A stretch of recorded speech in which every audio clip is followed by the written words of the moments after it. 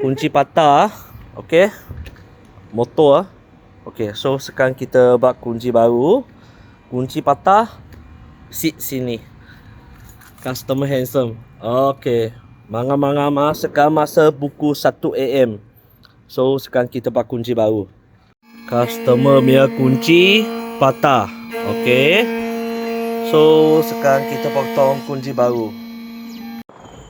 Kunci baru kita masuk.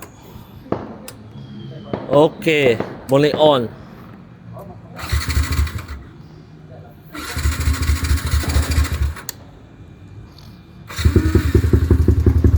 Siap. Sudah siap.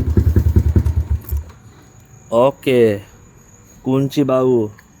Okay, kita kasih 2 kunci lah. Okay, handsome. Siap. Boleh balik rumah. Bos, 2 kunci sudah siap. Okay. Terima kasih bos. Thank you.